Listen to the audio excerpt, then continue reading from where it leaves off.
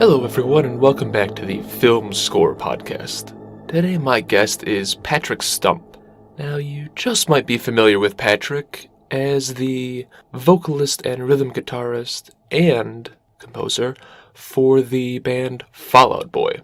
But since 2017, Patrick has also started composing for film, TV, and other media, beginning with the animated film Gnome Alone, and most recently working on the Disney Junior animated show Spidey and His Amazing Friends, a Spider-Man show aimed for young children.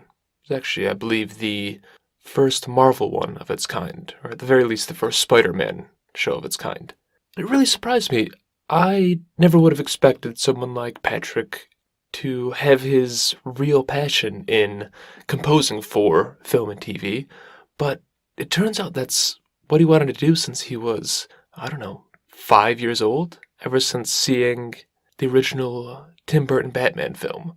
So it's really cool to be able to see that dream come alive and see him almost starting over as an indie composer.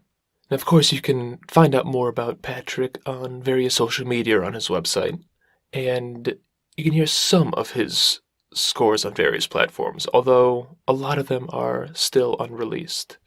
And for those with little kids at home, the first season of Spidey and His Amazing Friends is out, and you'll hear us talk about, which apparently hasn't actually been officially announced, but I've gotten clearance from Disney, that the second season is underway.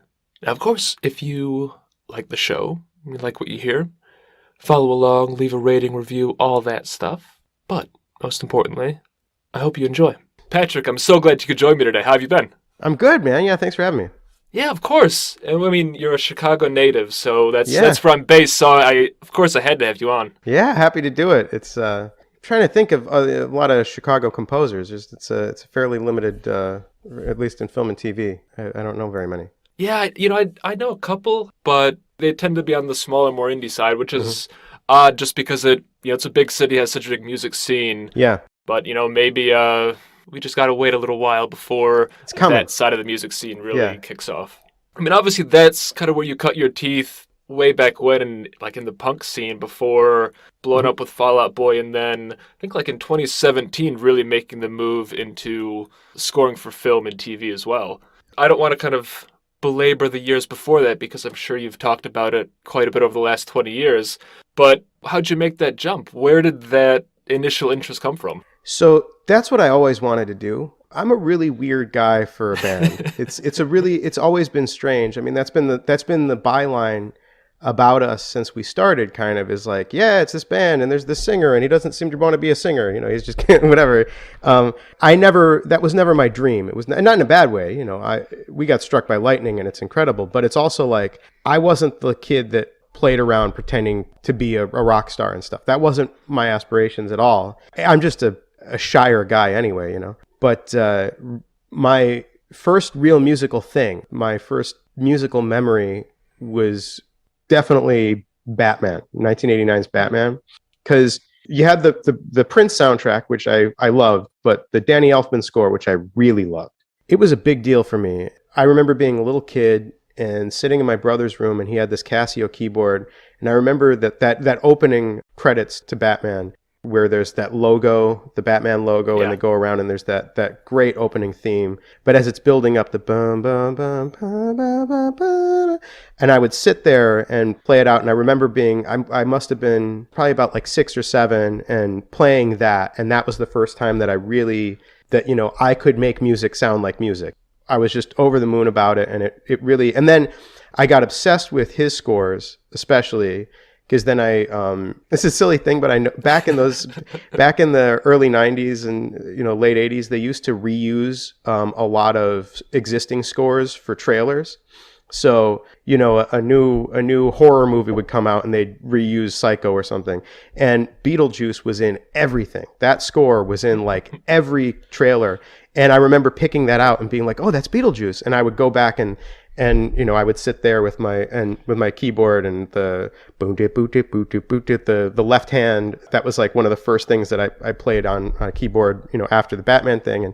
And so I just really dove into that, and it kind of flowered out from there. Basically, I had Batman and Tim Burton movies, and my brother was really big into Star Wars, and that got me into John Williams. And so that was really pretty much my first musical anything. So long before I was playing guitar or anything, I was thinking about scoring.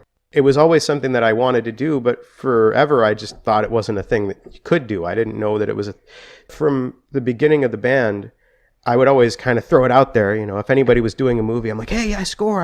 And no one ever took it seriously and whatever. Really?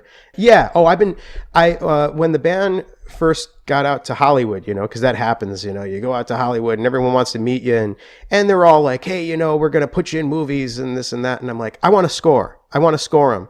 And I remember after we did a record, Infinity on High, and I remember being really scared of how most bands just disappear usually. You don't really we had one hit and it was like, well, that's probably it, Yeah. So I was like, well, this is the last time I'm ever going to guarantee to have somebody pay for strings and horns, So I put it everywhere. And I remember going to some meetings in Hollywood, and there were a couple parts on that record that were very self-consciously almost score. And I'd be like, hey, and I play that for them and be like, because I didn't understand meetings at the time, but I was like, hey, this is what I really want to do. Is this moment of music here where there's horns and strings? Can I do that? And they're like, yeah, we want you to write the theme song, But what did it take for people for Hollywood and studios or directors, producers to take that side of you seriously and go, oh, you know what, this guy can do something other than write a rock-facing theme? I had two big bluffs. I did two big bluffs in a row. One of them was the Hulk ride at Universal Studios. They had reached out about Fall Out Boy doing the music for the Hulk ride, and the band, we weren't really all on the same page about it. We didn't have the time and everything. So they came to me about it, and I was like, well, I'll do it if I can do orchestra, if I can do it an orchestral score.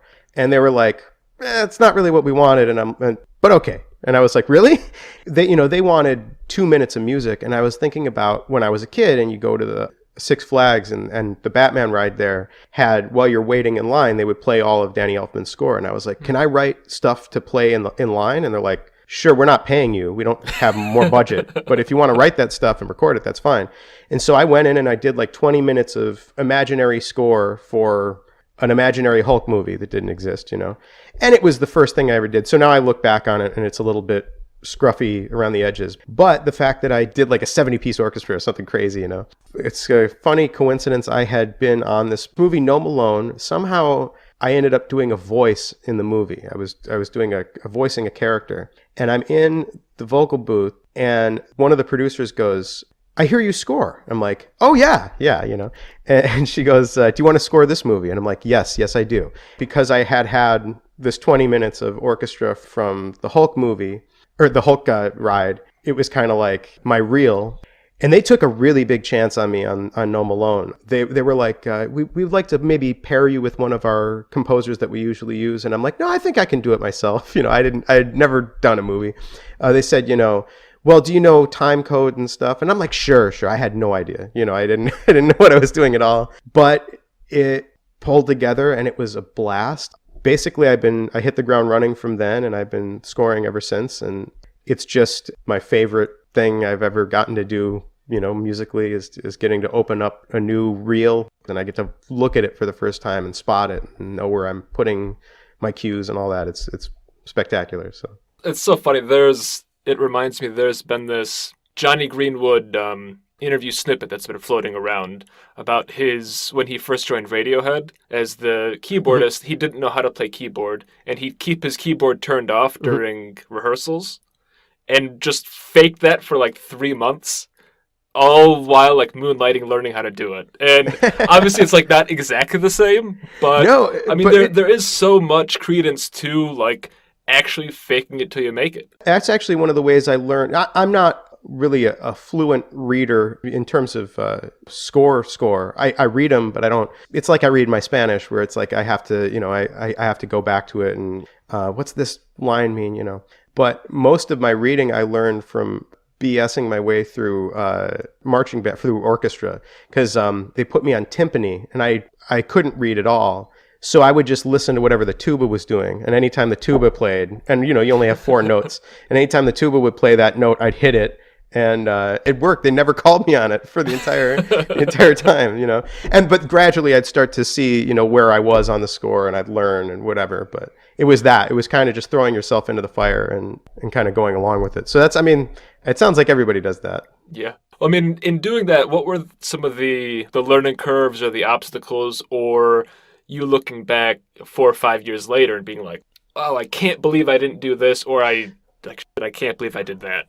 In terms of orchestra stuff, one of the first things that I learned is how different live players are than synth. And that sounds like it goes without saying, you know, it should be obvious. But if you're a writer now, it's a strange disadvantage and advantage, because you have a pretty natural sense of what an instrument's range is. When you're composing in Contact or something, most of the patches, the highest note on the violin is the highest note on a violin. Problem is, you don't have any relationship with this is comfortable for a player, you know? So like, you know, if you're going to be doing this run on this string, that's more comfortable for violas than it would be for violin or something, right? You don't know those things because you haven't spent, if you're coming from, I didn't come out of an orchestra or, you know, conservatory or whatever. So I don't know those things. So that's kind of a big learning curve. And there's things that I would write differently. I'd especially orchestrate differently, where there are things that I notice the way I orchestrate has gotten a lot different in terms of like, this I would voice for horns instead of trombones, or this I would voice for, because you get more used to what a player can do. And that just comes from time. It's kind of like looking at yearbook photos when I hear some of my first scores where I'm like, oh gosh, why is that an oboe? That's like, you know, just weird choices that you wouldn't make. I mean, have you thought of revisiting some of those, like especially the Hulk ride where you have 20 minutes total of music? I mean, especially now, like hugely popular. If they ever wanted me to, I'd do it again, because there's a lot of stuff there's a lot of weird choices that I made in that one, especially too, because I was also trying to make 20 minutes in like a week. I had like no time, and I was kind of slapping it together. So it was a lot of random ideas, but yeah, if I could do it again, I would. That one I definitely would. But I don't know. I also kind of think on some level it just is what it is. It's like there's mixed things when I listen to No Malone, where I'm like, I pushed for more brass in this spot, and I'd probably bring the brass down or whatever. Those kind of little things like that. But at the end of the day, it is what it is, and it's out there, and everything's not genius, you know. And I kind of like letting mistakes exist too, because you learn, and sometimes that helps other people learn too, you know. I like hearing, one of the things that really inspires me, it's a weird thing, but one of the things that really inspires me is when I hear another writer or composer do something that I don't like. You know, they're building up to this chord, and then they go somewhere that doesn't feel like it resolves in the right way to me, and then I go in my head, I'm like, well, what if it did go here? And then before you know it, you've gone off in another direction. And so I like leaving those mistakes. Hopefully I inspire somebody else. You know, somebody else goes, Stump's okay, but he should have done this, you know. You know, I was actually listening. So when I was growing up, like in middle school and high school, Fall Out Boy, that's when like you guys were getting massive. I always thought I was too cool to listen to that. I was a big metalhead, so I was like, oh, I can't listen to that stuff. By the way, I would have been the guy that was too cool for Fall Out Boy if I weren't in Fall Out Boy. Like I know that about myself, you know, like, so. I mean, I do think it's so funny. There are certain bands that just like engender that. I have no idea why. And like looking back now, 15 years later, I'm like, well, it's so stupid. But yeah, but it's a thing. I think that's another part of music too. Another part of that like journey that you go on is I think everybody does that. I absolutely did that. I used to work at 2 record stores at the same time. I was working at the Sam Goody in the mall, the Sam Goody in Northbrook Court, and then I was working at Record Surplus. It was in Des Plaines. Record Surplus was a vinyl store, and so you know I was working at vinyl. I was very stuck up. I was very, you know, at the time I was really in on like the MC5 and the Stooges and that kind of stuff. And I was very, you know, snooty about Blonde Redhead and that kind of stuff. And so it was weird that I ended up in Fall Out Boy in the first place.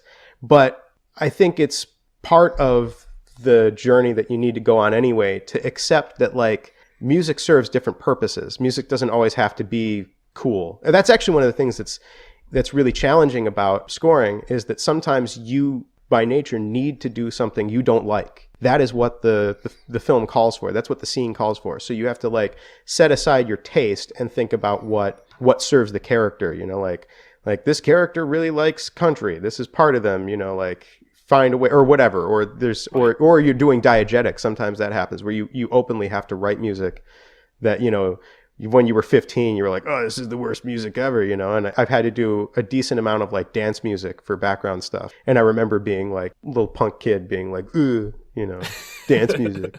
And I did have a very roundabout point of saying I listened to like some of the albums from them, like first time I'd ever heard them. And I listened to the first EP, and it is so interesting how it has that really rough, more DIY feel. And there is something really endearing about that, in whether it be in like punk, pop punk, or whether it be in, you know, in a score or anything. Mm-hmm. You eventually have the realization that no matter how long someone's been doing something, everyone's kind of learning on the job. And something 5 years ago, 10 years ago, 20 years ago, like, there are going to be mistakes that if you put them today back in that situation, it'd be done differently. Well, and that's kind of one of the things that I think too, you know, to your question about, you know, if I could redo some scores, I'm like, well, probably not, because I would, for me, but then I think about me as like a fan of things. Like, it bummed me out so hard when Star Wars did the special editions and you can't get the old Star Wars anymore. The Star Wars that I had on VHS that I used to watch, I can't see that anymore. You know, I can, but I have to go into the special features and this and whatever. And it's like, that's frustrating, because that's what that movie is to me. That's the movie that I, you know, watched so many times that you quote in your head and stuff, and you know every shot and everything. So then to change that, it's not the thing that you grew up with. It's not the thing that you're attached to. I'm still new to this, but in the off chance that anybody is attached to any of my scores, I wouldn't want to change them, you know? And same thing goes with the band, you know? There are things like, I listen to some of our records and I'm like, it's that yearbook thing of like, why did I say it that way? Why did I sing that way? Why did I should have asked to turn down that guitar, whatever. But you're like, but somebody has a tattoo of it. So like, leave it alone. It's not yours anymore, you know? So, you know, you saying, I don't know if anyone's attached to my scores yet, but moving from Fall Out Boy, from your solo stuff to composing, does that kind of feel like you're almost restarting, like creating a new identity for yourself? Yeah, it's weird, because it's a really strange place, because first off, a lot of people in Hollywood see it as like kind of a backstep, which is really weird to me, because I'm like, it's so, to me, that was always the dream, right? But there are definitely people, and a lot of them don't make it for this reason, but a lot of guys go through, you know, their band, and then they have their hit, and then they're not on the charts anymore, and so they go into scoring. They try to go into scoring, and that really wasn't it for me. This is just what I always wanted to do. So, and like I said, you know, we were having meetings about, if you have your 15 minutes, people are like, oh, you're going to be the Beatles, you know, we're going to put you in, you know, Help, you're going to have your own movies and stuff, or whatever. And any of that from the beginning, I'm like, I just want to score. That's all I want to do. I just want to score. That's the thing. But the fact that I'm in a band, and the fact that the band still kind of has some currency, I think it throws people off. It's weird. I can get called back for anything. I can call anybody and be like, hey, you know, I want to score. And they'll meet with me and talk with me because of the band. But there's this wall, because I think there is this expectation that it's like, but we're not really looking for the pop punk emo score. And I'm like, me neither. Why would you? It's not, none of my resume has that, you know, really. So, right. But I think it's weird. It's a kind of double-edged sword, because it gets me in the door, but then it also closes the door for me, you know, because it's a cool problem to have, but it's an interesting kind of place to be. And so, yeah, there is a little bit of, I guess, identity. It's weird, because it's the most honest I've been able to be. Back in the day when I would do a lot of radio interviews, you know, morning shows and rock and roll stuff, I am a studio nerd. I'm not a rock star. So to have to put that on and be like, you know, oh yeah, you know, they'd ask me dumb questions about celebrities and stuff. I'm like, I don't know any of these people. I don't care, not in a bad way, but that's not where my head's at. Right. And I'd love to talk about, you know, this microphone, you know, whatever. I'd love to talk about my effect chain on this, whatever, you know. So it's weird because now I'm in a place where I can finally expound for hours about the topic, but it's not as much what people want to hear, I guess, for me, I think it's, like I said, it's still a weird thing because I think there's still this expectation that you're going to be this rock star, When I tell people that I'm scoring, 90% of the time they're like kind of taken aback by if they know about scoring, they're kind of like, but that's a lot of work. I'm like, yes, I like doing the work. I enjoy, I enjoy it. But it's kind of this disbelief of like, really? It's, so. But I do find it really interesting, though, that problem exists because I mentioned Johnny Greenwood earlier, but like you have Trent Reznor, Atticus Ross, Michael Levy started off doing all sorts of weird stuff. Well, Mothersbaugh, Danny Elfman, Rabin, you're right. Yeah. I think the issue with me, more than say, certainly Trent Reznor or Greenwood, or to a lesser extent, Mark Mothersbaugh, and I guess Elfman too, is that my scores don't really sound like my music. My scores have an identity to themselves, but they don't really sound like the band all that much. There are moments for sure, but really the moments that they sound like are the more orchestral Fall Out Boy stuff. Those moments sound like my scores, but so I think that also throws people because, frankly, I'm not sure I would know how to do a Fall Out Boy score. I'm not sure I'd know how to do that. Our music was never really written to be atmospheric or part of a story. The story is the lyric. So I'm not sure I'd know how to make a lot of that music. As the closest thing I did was in Pacific Rim 2, I did a version of the theme, and it kind of sounds, that's kind of like what I would do. It kind of sounds Fall Out Boy-y to me, but it's still the score to a big action movie thing. So, but, and I should also say that Trent Reznor and Johnny Greenwood are people, I think, know them musically a lot better than they know me. I think I'm still kind of frankly, I think a lot of people are surprised that I play instruments. I think when you're in it, you're removed from what the reality of what people's perspective is. I mean, most people are like, yeah, you're the singer in some band, right? And it's like, yeah, but I mean, we're a weird band. I'm the guy that writes all this stuff, so. My reaction wasn't that extreme, but like when I listened to Spell for the first time when it came out 3 years ago or so, like I said before, I wasn't a Fall Out Boy guy, so I was like, oh, who composed this? I like this. And I looked you up, and I was like, I didn't know he did this sort of thing. But like then you have to think back of, someone that's been in bands for 25 years, like chances are that they know how to make music. I saw people talking about being surprised that Dr. Dre during the halftime show could play piano. I'm like, yeah, you're like, guy's been like one of the most prolific producers for like 30 years. Of course he can. I mean, even just by proxy, he's been sitting in studios with pianos for my entire life. He's probably at least played one once, Yeah. But yeah, it's funny. And I do think that's a funny reality that you learn pretty quick. And again, kind of back to that kind of snootiness that we all go through in high school or college or whatever. Everybody has that moment. Is that, first off, I always think of the Rolling Stones when they went on tour. They took Prince on tour and they took Peter Tosh on tour. In both cases, people were really surprised and really angry and like, I don't like this and whatever. And there's this kind of expectation that the Rolling Stones only listen to music that sounds like the Rolling Stones. And you're like, why? Why would, if anything, that'd be like the last thing I would listen to. And I think it's pretty similar with most musicians. I've been surprised going around. We're a weird band too because we kind of straddle this line where we've gotten into a lot of different places. We've played hardcore festivals and we've played this, CMT awards, and we've played, we've been everywhere.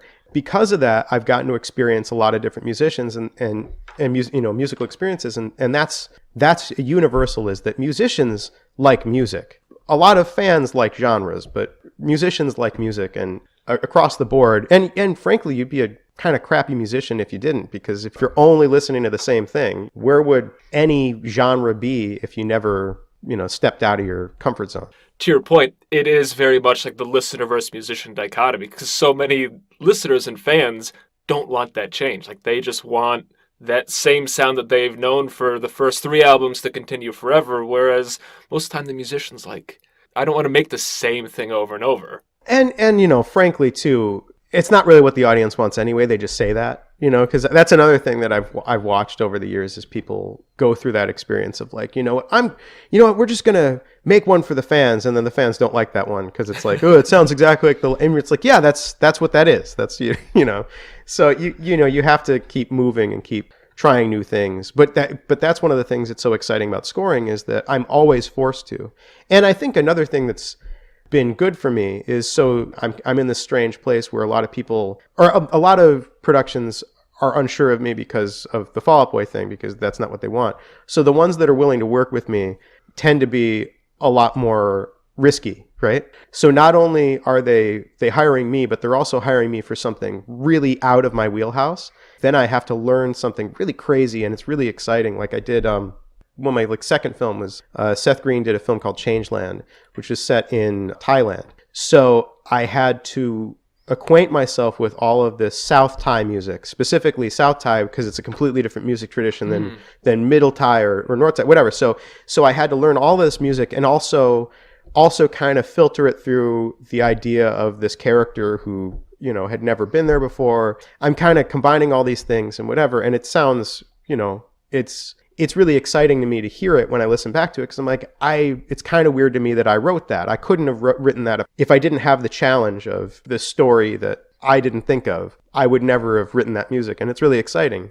It's exciting to have those kind of opportunities, and it's happened a lot, actually. Like I did a pitch. I didn't end up getting the movie, but it was so fun to do. I did a pitch, and the script was set in it was like a plane crashes in the far southern islands of the Philippines. So I'm going through all of this southern Filipino music, and it's like, it was just so exciting. And I bought these resonant gongs, you know. Again, just having the excuse to learn all that stuff. If you never use it, it's still so exciting. Right. And then you're on a project, you know, a few years later, and you're looking for a sound, and you're like, oh, I have that, you know. So does it ever become daunting because it's not like looking through your filmography or the shows that you've worked on. It's not like you're only scoring horror and like you've got comfort with that. Like you said, I mean, you're jumping all over the place. You know, Gnome Alone is very different from like Black Friday. Yeah. Well, it is. It's not necessarily daunting. It's a little bit. I think one of the things I've noticed about myself, and I wonder if every composer notices this about themselves, is you start to hear. So when I used to do impersonations when I was a kid, when I used to do silly voices and stuff, you realize pretty quickly that you have like 2 or 3 voices that you bend into different places, right? So, you know, my Christopher Walken was basically my Doc Brown, but like just with a slightly different accent, you know? And I feel like you start to notice that as a composer too, that everybody has a voice, you know. Alan Silvestri is one of my favorite ones for this, because if you close your eyes and listen to Predator out of context, and then listen to Back to the Future out of context, and then listen to Who Framed Roger Rabbit out of context, and I'm not talking the themes, but like the small action sequences, whatever, those little moments, they happen in all of those scores. You'll even hear them in Avengers and stuff, and it's weird because I'm sure that when he's writing that, he's not thinking, oh yeah, I'm going to do the thing I did in this.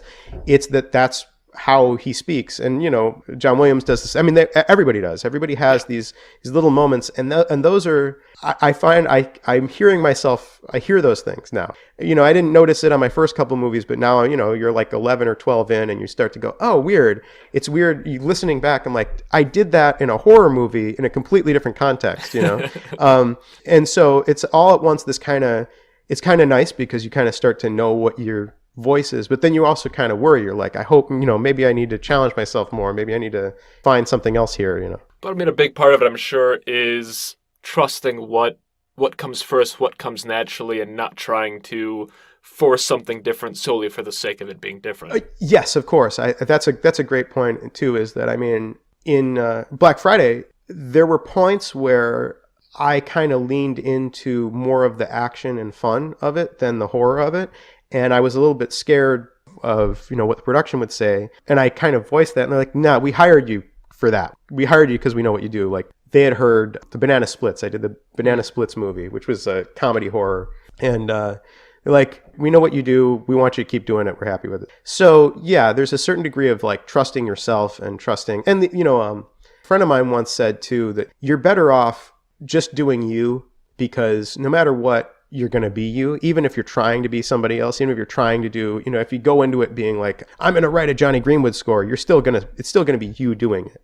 It's interesting looking at the commonalities in that. Like I said, it's this weird kind of thing where you're like, this impersonation is still just off this impersonation, You have an instrument. You have a voice as a writer, Yeah.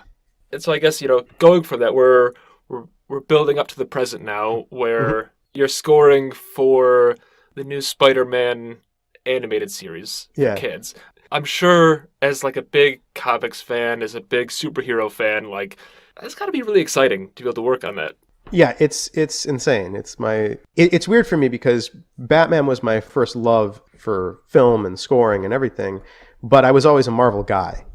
We just didn't have Marvel movies when I was a kid, so that was the superhero movie that we had. But I was a Spider-Man kid, I was an X-Men kid, so getting to do it, it's ridiculous, and it's and sometimes it's my first show, it's my first multi-season show.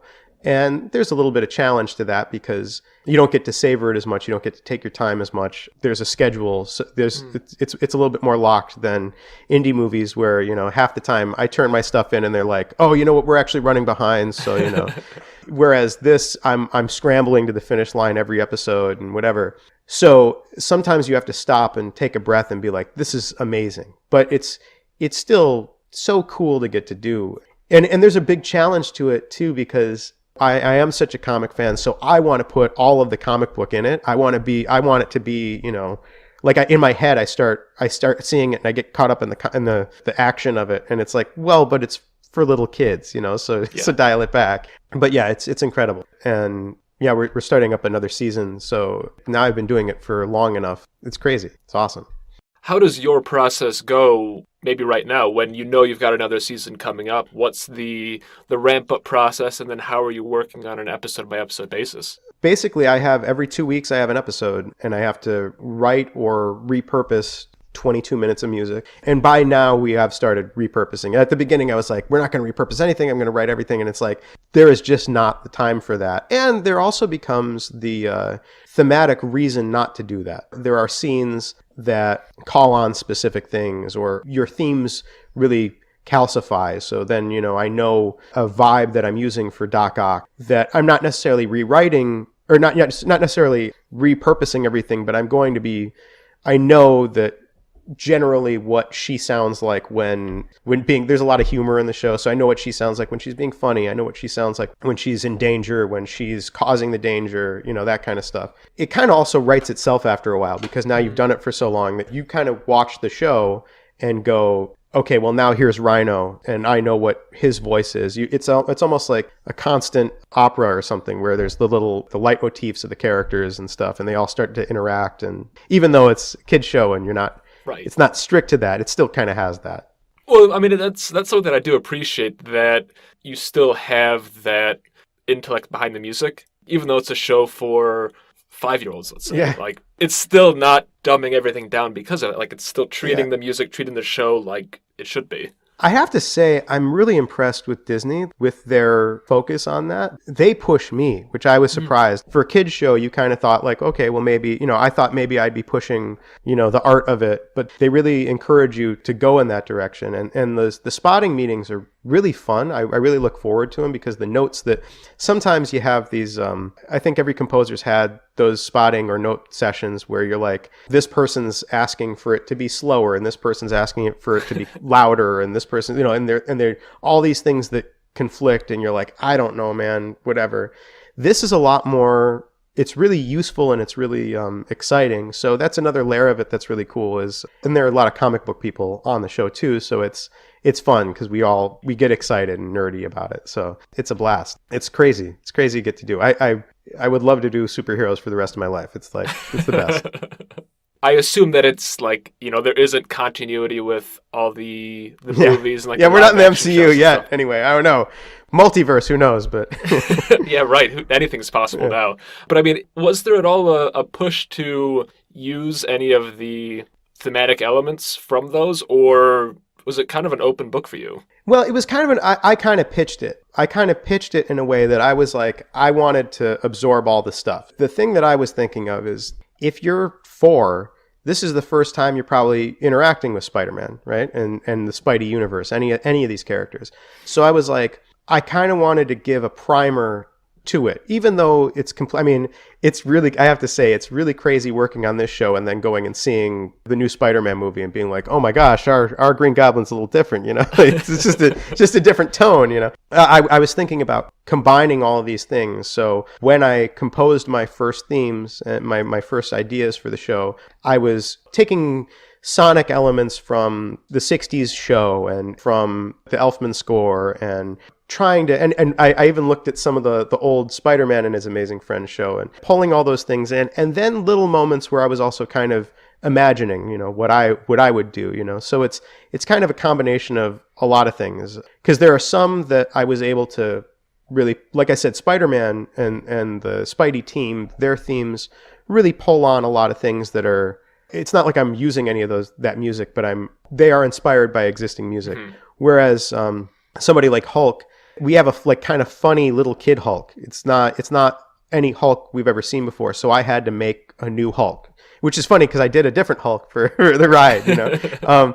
But it was a different process. So different characters get different processes. Whereas like Black Panther, I really wanted to evoke the score. It's not the same music at all, but I wanted to evoke that same meter, that same tama drum, that brass, you know. I really wanted to evoke that feeling because I feel like that score is just perfect. That's like one of my favorite scores, period, is the Black Panther score. So I was like, you know, when you get to a character like that, like, if it ain't broke. Right.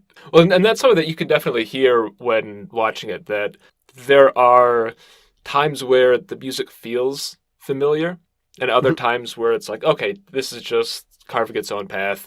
And I mean, it's also nice hearing that there are more, in some of the underscoring elements, like, there are more just like pure rock aspects too, where like the guitar is driving the way. Well, and that was the thing that you know, if anything, like I said, it's been kind of somebody asked me to do, you know, the Fall Out Boy score. I don't know how I do it. That was actually more challenging to me than the orchestral stuff, is figuring out the right level of rock in it, because it's not how I think. Frankly, there's not a lot of scores that I felt, you know, like when I was, the scores that really grabbed me as a kid, it was Back to the Future and Star Wars and Batman and Ghostbusters. These are all strictly orchestral scores. There's a moment in Ghostbusters where there's like a rock element, but I mean, it's really short. It's not even on the soundtrack, actually, I don't think. But so it was actually kind of a challenge to me to figure out how to work that in. And now it's kind of fun. I kind of look forward to those parts, but that was probably, I'd say, of any of it, that was probably the hardest part of the show, was figuring out how to rock, I guess, you know, like how to rock and still have the superhero thing and the kid thing. I'm juggling a lot of things, you know. I mean, that's got to be a hard balance, because you don't imagine like a crunchy guitar riff as something you'd play to a 4-year-old. Yes, exactly. Well, and that was one of the things that was really funny too, was originally pitching the show, because they had given kind of some inspirations of what they were looking for. But I went in and kind of laid down some ideas, and it was funny because some of the people on the, in the production were like, you know, this is perfect, you know, you dial it up. And then some of them were like, this is going to play before breakfast. Like maybe we find a, you know, so it took some time finding the right balance there, but I think it's exciting, and now it's a very comfortable place. Now it's like, especially getting into season 2, now I sit down and I write it, and it's like those action sequences, I'm in a different place with it now, because now there's the backbeat that I wouldn't have thought of before. Now I play with that backbeat. It's weird. You almost go into this, like, just drum wise, you almost go into this like 70s Lala Schifrin score kind of thing, where there's the way that meter kind of goes through, you kind of find a way to do that with a rock band, you know. And so I'm curious, with the couple tracks that you've released from it are like quite popular, and the show itself, I think Disney Junior has some of them on YouTube, and like some of them are like super popular, which really surprised me. Are you considering, you know, releasing an EP or an album of music at any point? I have no idea. I mean, that's really up to the show and what they want to do. I'm just happy to be. If it were up to me, I would love to put out all of my scores. So whatever. But I'm just happy to be here. You know, if they want to put out the music, that'd be great. I'm also kind of I was kind of lightly complaining about how difficult it is to have people see past the name of the band and stuff or whatever. But I mean, it's ridiculous. I'm very lucky, and I know I'm really lucky that whatever we're going into season 2, that's a huge deal. I mean, a lot of shows don't get that, so I know how lucky I am. So I'm like, whatever. Everything else is cake. So Hey, that's awesome. And honestly, I think that's the perfect note to end on.